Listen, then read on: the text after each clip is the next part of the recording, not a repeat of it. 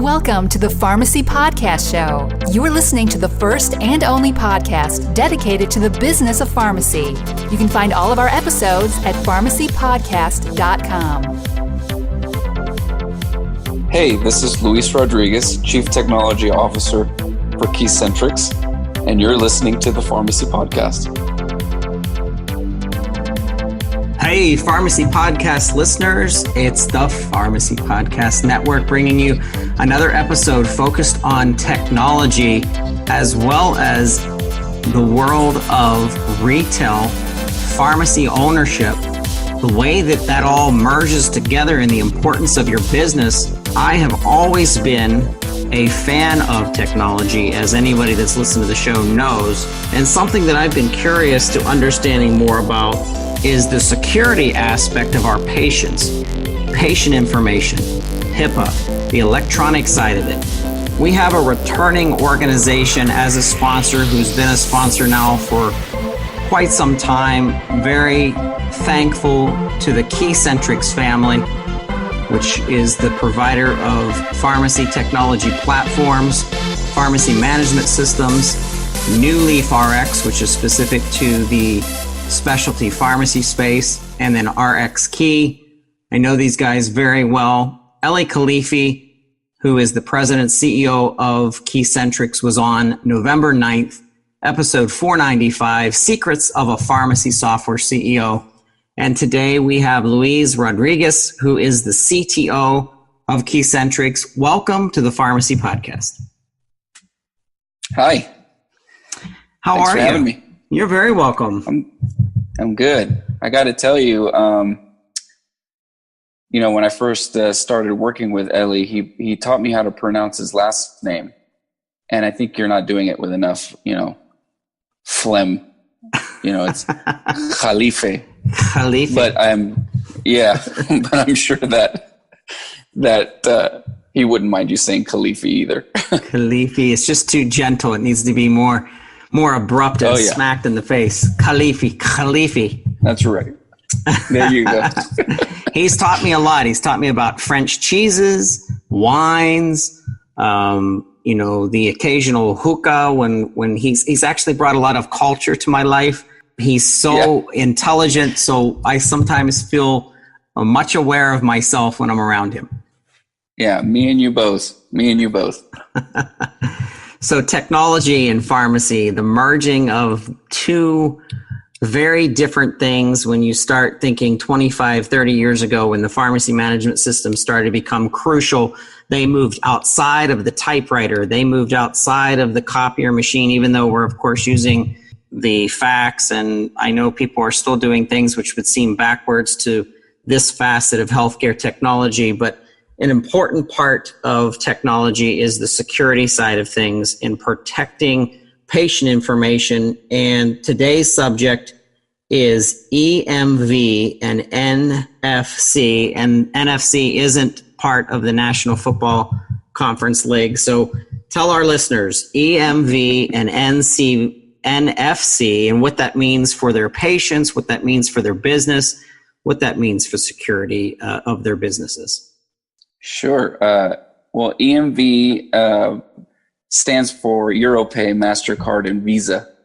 And these are the bodies that come together to form the global standard for cards that use chips to authenticate. So, when you hear EMV, we're really talking about cards with chips in them.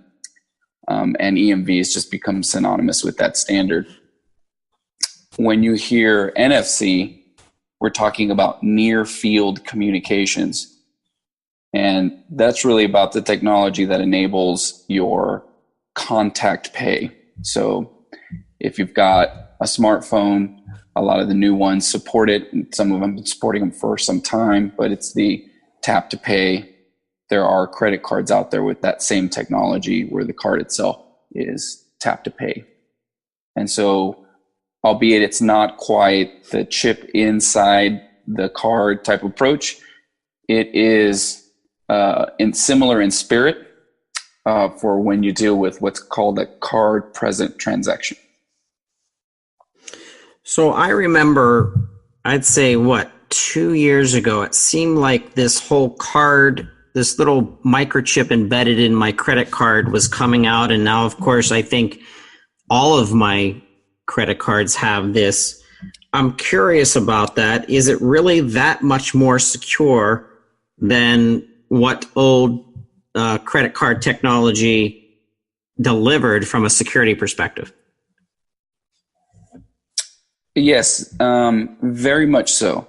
And I think the key distinction between the chip and card and what we had known before chips came rolling out is that the magnetic stripe on the back of your card is highly vulnerable.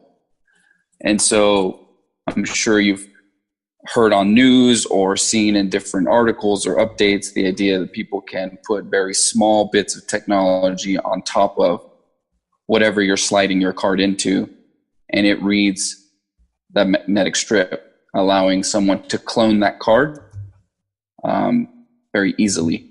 And from that point on, any transaction on that card is fraud, which traditionally speaking, in order to be competitive, these governing bodies, MasterCard, Visa, American Express, did a lot to take on that protection from fraud, that protection from liability.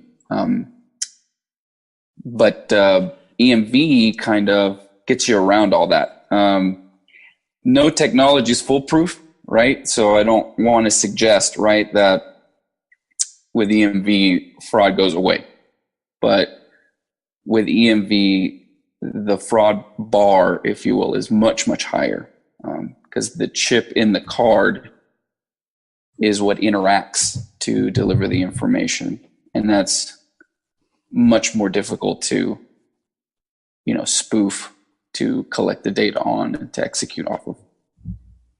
So I remember, because of my own business, taking credit cards from our sponsors for different services that the Pharmacy Podcast Network was offering in digital media, that this so-called term liability shift in October of 2015, that payment network policy started, and it changed some things for these financial institutions throughout the country to adopt these more secure, the whole cards known and term known as the liability shift.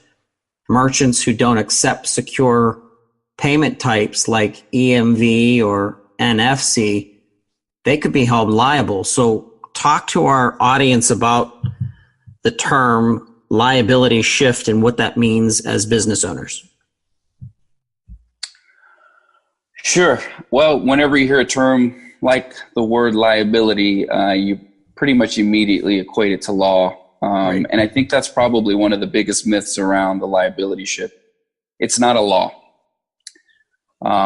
but it still impacts you. And in that sense, when you're talking about the major credit card issuers on the planet coming together as a body and saying that if you're not deploying the safest way to collect credit card information in order to charge credit cards, then you will be responsible for that fraud. Whereas traditionally, the card issuer took on that burden. You'd hear it all the time, right? If for some reason your card gets stolen, don't worry about it. We'll take care of it. And that's always been Visa, MasterCard, American Express, Discover, those folks saying, we'll take care of it. Going forward, they said, if you're going to be lax about your security procedures, well then, if it turns out that you could have done it in a safer way, then you're going to be held toward the fraud. Now, it's not a catch-all. Typically, it is restricted to the transactions that happen with card present type transactions. So it's not as scary as it may seem depending from case to case. But when you add these pennies up, if you're not doing it in a secure fashion, well, then you're definitely at risk. And it only takes one big one to hit you. But that liability shift comes from those governing bodies, the PCI Council, the card standards, card issuers all said, we're doing this, but then downstream, no one's implementing common sense security practices. And now EMV has become part of that common sense security practice. And since banks have started issuing, credit card issuers have started putting out chip and PIN cards out there, they had to draw the line in the sand and say, hey, from this point forward, if the person walks in with a card that supports a chip and you don't have a chip reader, right, then any fraud that may occur as a result of that transaction. I think an important thing to know, right, is that this isn't coming out of the governing body's desire to just pin you down with it, to skirt the responsibility. There's real data coming from EMV users in Europe, which has been around much, much longer than in the US for a very, very long time, and in Canada as well, where their fraud cases are so low. In fact, in and around that zone, most of the world's credit card fraud comes from the US. So this has become a much more glaringly obvious situation that the card issuers want to buckle down on. And that's why you hear a lot about it. So I can't remember the date exactly, in early 2000s, there was this gang of international fraudsters who managed to steal the details of over 32,000 credit cards. This happened in London, over in the UK. And that's when I started really paying attention to it. That's when I bought this little sleeve to put my main debit card in, because I wasn't as worried about my credit cards per se, but I was most definitely worried about my debit card.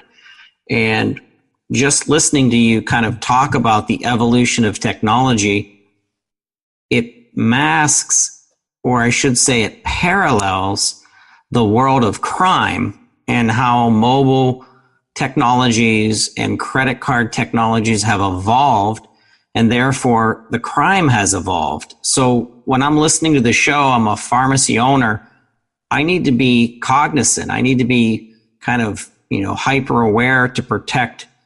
Obviously, we're all thinking about, from healthcare, the world of HIPAA, but credit card fraud and credit card crimes and credit card information plays right into that. So, as a business owner, pharmacy owner, what kinds of things from a technological perspective should I be aware of? And what's like the top 3 things that you can kind of give our listeners, our pharmacy owners, just a heads up on about that? If you were to pick the top 3 things you're talking to pharmacy owners, right now, and saying, these are the top 3 things you need to be aware of as small business owners when it comes to the use of credit cards. Sure. So in no particular order, understanding the technology behind EMV is key, but even just what EMV runs on. So, understanding that the EMV encrypted transaction is important, and that's why, your card readers are so key and why they need to be updated. So number one, make sure you're using a card reader that's EMV ready, EMV capable already, and can do that magnetic swipe, because you can still take magnetic striped cards. Not every card is chipped yet, although most of them are. And on occasion, right, you still need the swipe as a backup should there be a malfunction. And so you need to make sure those card readers are ready for that, and using end-to-end encryption. That's just the lowest bar for that kind of compliance for you as the pharmacist and retail organization. Next, be ready to embrace contactless or contact payments. So Apple Pay, Samsung Pay, Android Pay. Those are growing, are likely going to take dominance in the future. In other highly technologically advanced countries, everything, your phone is your wallet. So if you go to Japan, you can't do anything without a phone. And that's probably the future we're headed towards. So be ready for that and think on that from the very beginning as you're going through and choosing which terminals to outfit your stores for with EMV. I'd say the third technology to always try to understand is how your network plays a role in your compliance. Unfortunately, it's not as easy as just getting a card reader and you're good. There's a burden put on you as the business owner to make sure your in-store network is using those best practices as well. So those are three technologies I think are easy to miss because you think, hey, I got a router from Best Buy. I got my credit card reader from my point of sale provider or my processor, First Data, Heartland, Global, and I'm good, right? And I can take Apple Pay. But those things come together in such a way that you need to make sure that you're looking at all the right standards for that. So having maybe an IT consultant, which just as you might be listening, you're a local pharmacy owner, even an institutional pharmacy owner, a specialty pharmacy owner, regardless of the setting, you may reach out to somebody in your community who's a well-known IT network consultant that could help to put this together for you and ensure that they understand exactly what they're talking about and explaining it to you. Explain more to us is the difference between NFC and EMV, kind of the difference between those two. And, we talked about liability. So does the NFC position or technology with all of these smartphones and some of the things that are happening with Android and Samsung and even Chase is getting into it, from a business owner, does it limit the liability or does it give us the liability shift per se? So that's two-part question. One, what's the difference between NFC and EMV? And then number two, does NFC help with the liability shift? So maybe I'll answer them in reverse order. NFC does help with the liability shift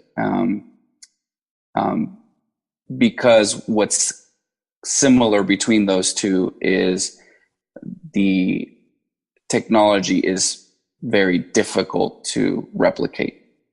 NFC even more so than EMV. But what's different between EMV and NFC is EMV relies on the embedded chip in the card. So by now you have at least one card with it. You've seen it. It looks like some of the first SIM cards that were ever developed. Really big, complex chip. And that gets inserted deep into the reader. And when that makes contact with the reader reads the information off the chip. That is very difficult to intercept. Unlike a swipe card, a magnetic strip card, where you can put a reader anywhere in the swipe motion and you're likely to pick up that information off the magnetic strip. The contact cards, the contact cards that used to come out used to put out RFID signals at low levels when they touched the contact reader. And those were easy to, if you were super industrious as a fraudster, could be easy to replicate. But what NFC does is it encrypts that cycle. And the only key for actually triggering that transaction in a lot of those phones is your thumbprint. And here with the new iPhone 10, your face. So the thing about card present transactions, and another reason why you always had that signature line on the back of the card that you have to sign, right, is because there is the question of, are you the person who is named on this card? Are you? Are you authorizing this? And NFC, the way that it's deployed with Apple Pay, Samsung Pay, and Android Pay, really takes that identity question to the next level. And as a result, it becomes a lot more difficult for someone to be using, it's a lot harder for someone to use your information and capture that information when it's being transmitted through that vehicle of an NFC payment system. And so it definitely, and going back to your last question, it definitely helps with the liability, because I think even more so than EMV, can reduce the fraud question down quite a bit. Now, no card technology is right. Fraud still happens in Europe, and they've had EMV for some time. We're almost half of the world's credit card fraud, not quite 80, but we're almost half of it, which is still most of it. And as soon as we innovate here, there's likely going to be somebody trying to innovate on the criminal layer. But that's what makes it so important for retailers, merchants, pharmacy owners to progress with the technology that's necessary. It's absolutely critical, because a few $1,000s to Visa is probably not a huge deal, but a few $1,000s to an independent pharmacist is significant. Great, we'll be right back. But first, a word from our sponsor. KeyCentrix has been leading and guiding the pharmacy industry for over 40 years. A forerunner of innovation and technology, KeyCentrix more than delivers pharmacy software solutions to the ever-expanding complex network of healthcare. The heart of KeyCentrix is dedicated to restoring patient health and promoting patient compliance by the continuation of care through pharmacy management. KeyCentrix brings pharmacy management to a comprehensive level of understanding and precision unlike anything available in the industry. KeyCentrix New Leaf RX pharmacy management software revolutionizes this opportunity for specialty pharmacy markets. New Leaf RX thinks like a pharmacist and a prescriber at the same time, while also providing the data needed for decisions from every other contributor in the healthcare ecosystem. New Leaf RX will lead to successful outcome-based processes, guaranteed. At the end of the day, KeyCentrix software packages have what every pharmacy has been looking for. New Leaf RX is the next level of pharmacy management systems. For more information and to experience a demo, visit KeyCentrix.com.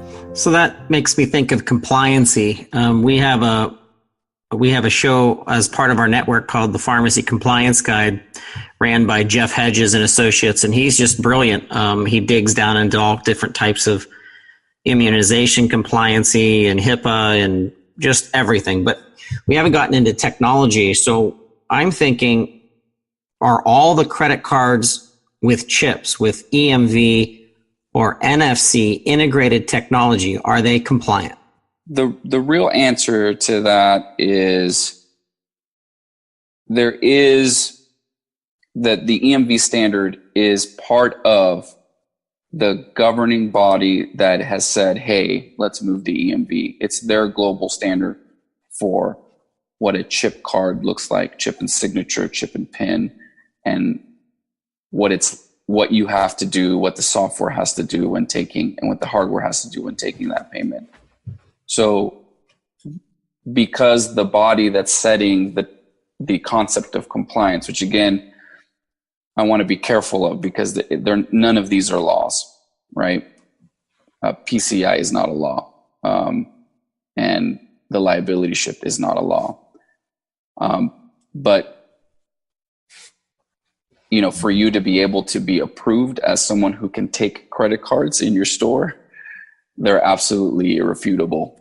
You can't get around them. So they have the spirit of the law, but they're not a law. So when you're talking about compliance, you're talking about adhering to the standards that the credit card issuers want you to follow.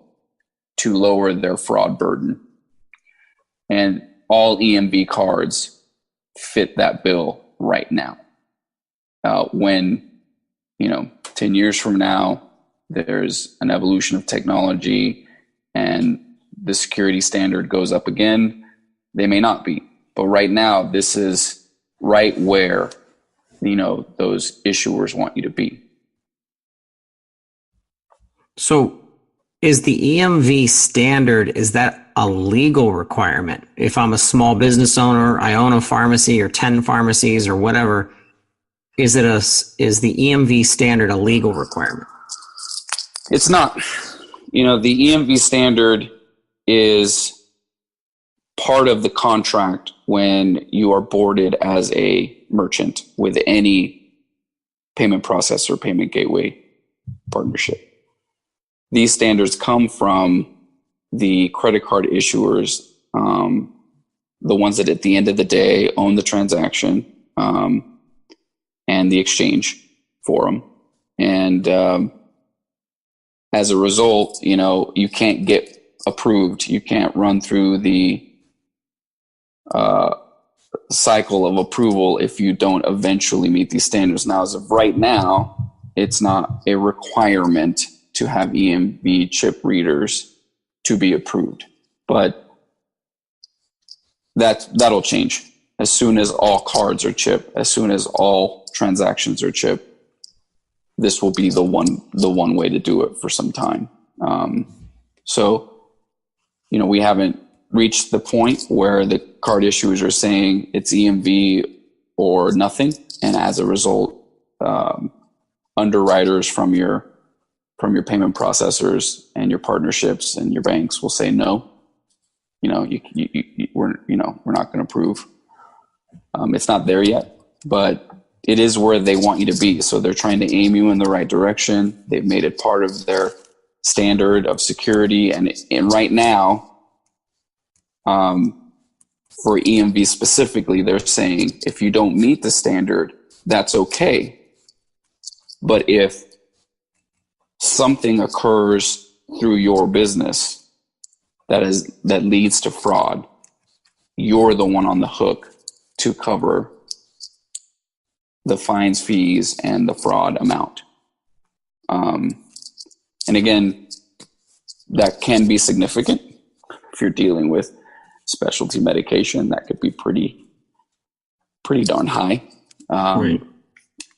If you're dealing in volume, and there's a lot coming through that fit that bill, you could be left holding the bag. So the reality is, like with any technology, there's a point where you have to watershed out of what was the norm before and move into the next layer. EMV is not new. It's not a cutting edge technology in any context. It comes from Europe. It's been their standard for decades, I think, if not close to decades, certainly over a decade. And it's just, making its way into the American economy now. But I think there will be a tipping point. They have yet to articulate that, but there will be a tipping point where you're either taking EMV transactions or you're not taking any transactions at all. I don't know when that is, and I don't want to suggest that it's soon. But when you've got a technology will limit your risk, is ubiquitous enough now that your risk for liability is much higher than it was, say, in 2015 when the liability shift actually went into effect. There are more cards out there so that can take chips. So if you're not taking it, your chances of running into some magnetic strip fraud and then being on the hook for it is high, given that, United States represents almost half of that kind of fraud. So, it's time to make that change. If you can do it, if you can budget for the hardware cost to upgrade, if you can make that a priority, this is the right moment in time to do that. Yeah, Louise, that was my next question was, when will you need to implement the EMV terminal technology, the credit card security technology? And you kind of already answered that. It's, if you have a business, you're using credit card transactions, which is a ton more transactions today than it was 5-10 years ago. It's time to definitely be aware of what's taking place and protect your patients, because they look at you as the vendor, as the trusted source. Everything that goes into that, what I just said, as being a trusted source, it's going to be your business's fault. It's going to be your personal fault that they're going to associate this with. Just like many customers, including my own mom, won't go to Target anymore because of the mishap and credit card fraud and the blow up that happened with Target. So that resonates in people's memories, and commerce, the dollar, the euro, commerce is changing. It's going to be international commerce. And that's why things like blockchain technology and the Bitcoin and the altcoin, and we could get into a whole 2 hours talk about this, Louise, but blockchain, for example, and verification happening much more frequent and much more with lots more data. It's just a fascinating thing that's taking place. We see it before our eyes, but blockchain is an interesting potential technology of the future. Right. It has strong implications in the finance sector. It has yet to be prototyped in such a way that it's not vulnerable. It was pioneered by the Bitcoin digital currency group of developers, and it has since shown its vulnerability. It certainly has its questions. When blockchain is deployed, the person who has the most peers in the network kind of becomes the dominant player in the blockchain. So there's some equity to balance out in the blockchain before I think you see it properly implemented. But it's certainly a fascinating technology, and really boils down to the future is about figuring out a way to, with a one-to-one assurance, tie identity to transaction and authority to that identity. And EMV is just a step in that direction. NFC is taking the next step in that direction. And I'm sure that in the next decade, there's more to come for sure. Yep. But in terms of your credit card processing, now's the time for EMV for sure.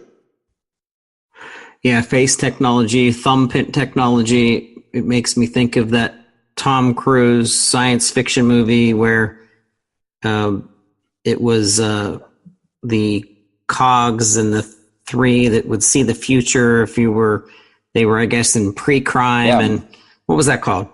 Minority Report. Yeah, Minority Report. And they were a pre-crime division and trying to predict what you would do. Yep. That was an interesting movie, for sure. It was. It's funny how science fiction always sets the bar for where we're going to go, and how some things come true much faster than we realize. And I think what that movie was 12, maybe 15 years old, and it's the identification of walking through a mall area and the technology picking up your retina scan and customizing a digital display for your advertisement customization is just amazing. But I could see that all happening. It's fascinating. It's amazing also to think of where pharmacy technology has really come to and where it's going, and how your organization is really keeping up with this evolution of customizing workflows and customizing what a pharmacy organization needs, because you're actually playing into what the patient ultimately needs. And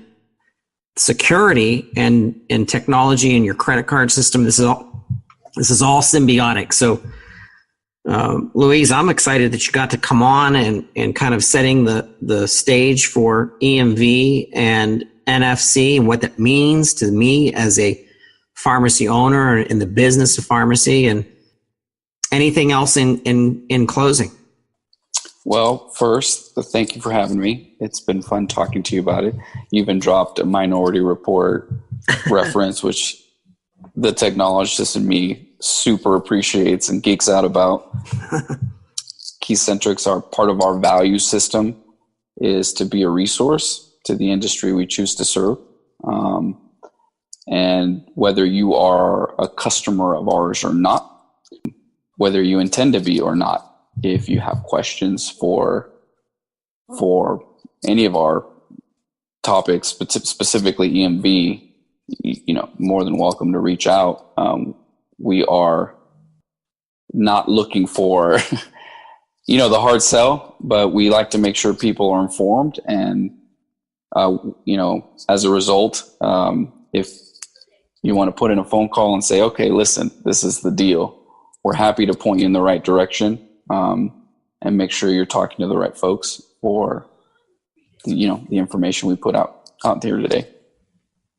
Louise Rodriguez, CTO of KeyCentrix, we thank you so much for being on the Pharmacy Podcast. Thank you. If you'd like more information about KeyCentrix, please go to keycentrix.com to their contact section, specializing in the future of dispensing management. We thank you for listening to the Pharmacy Podcast.